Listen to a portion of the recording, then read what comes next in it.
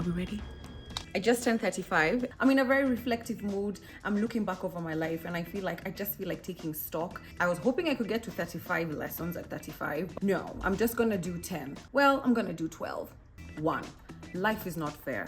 That's just a fact. We're not all born with the same opportunities. We're not born into the same resources, into the same families, into the same opportunities. Even as you progress in life, there's things that one group of people have an advantage over another. Do I think there's a way out for everybody? Ask me that question at 65. I might have an answer. Right now, I don't know. Two, it may not be your fault, but it is your responsibility. We inherit a lot of traumas from our childhood, from our parents, from their parents, and their parents. Sometimes we find ourselves dealing with shit that was brought onto us, that we picked up in childhood at a time where we had no control about on what we are being exposed to. But once you get older, it's not your fault, which I get so angry about. I'm just like, why did it have to happen to me? It's not your fault, but it's your responsibility. This is probably number 3, but I'm just gonna call it 2A. Once you're able to deal with that little thing, it can be life transformatory. So some of these issues are here to actually make your life a little bit better once you get on the other side. Number 3, those people in your life that you have a question mark about, keep a safe distance. Don't ignore your intuition. I didn't say you act on it. I didn't say you do something about it. It's not for you to ask and go like, there's something about you that I don't like. What is it? That's not where you come in. Keep a safe distance. Don't pour your heart out to them. Keep your cards a little bit close to your chest when you're around such people until you can figure out what it is inside you that's making you feel this way about this person. Number 4, if that boy don't love you by now, he will never, ever love you. Never. It's about time you get that. Number 5, that lesson will keep coming back to you until you learn it.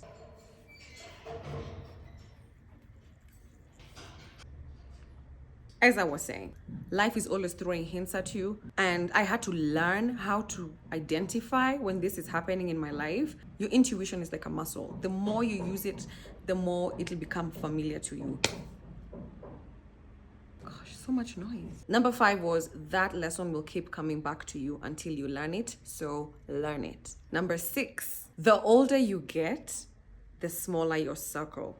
Just take note of that. The older you get, the smaller your circle, because it becomes clear who is feeding into your life and who's taking away from your life.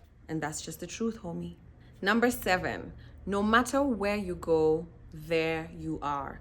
This is not even my quote. This is a quote I had from a book that I read. I'm just here to tell you it's the truth. You can run away to the most beautiful destination, but if you've not sorted your shit out is still gonna come out. It's still gonna come out. You can get married because you think it's gonna solve all of your problems. It won't. You have to fix the inner stuff, okay? Everywhere you go, there you are. Number 8, growth hurts. You want to become better. You want to become the best version of yourself. You want to win. You want to do this. You want to expand as a human being, as a subconscious. Growth hurts. There's no way around it. You have to get through it. Now, your job is to figure out how to find things to appreciate when you're in that state. There's always an eye in a hurricane. As you're praying for blessings and growth and expansion, know it's going to present into your life as problems for you to solve fast. So be ready for that. Number 9, comparison will finish you. It has no place in your life. Well, I'm going to backpedal on that a little bit. Maybe when I'm 65, I'll have a better way to say this, but I feel like comparison sometimes can be helpful in the sense where you can benchmark yourself with other people, or it shows you where you're trying to get to, but the constant comparison of yourself with others is not going to do anything for you other than make you second guess your own individualism and your own God-given gifts that you have to contribute to this world. So just don't do it. Number 10, even at your best, some people will just not like you, no matter what you do. Even when you're at the top of your game, they're gonna still talk shit about you. There's people out here who just don't fucks with you. They don't get your vibe. They don't get your energy, even if you're the sweetest person in the world. And you have to find a way to be okay with that, especially if you have a very strong people-pleasing streak about you. Number 11, loneliness can lead you down some very dark paths. Be very careful what you use, who who you use, or maybe the methods you use to self-soothe when you're going through a dark time in your life. Nourish the relationships in your life right now, even when you feel like you're lonely, that are already existent.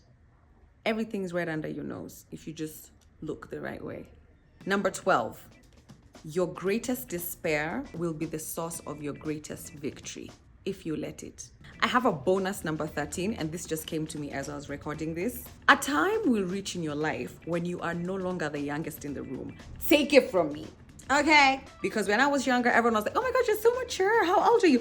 You're only 21? Oh my gosh. And I'm hanging out with like 35-year-olds. I'm like, damn, these people are old. Ooh. Now you're the 35-year-old talking to the Gen Zers, and they're like, oh my God, it's giving 1995.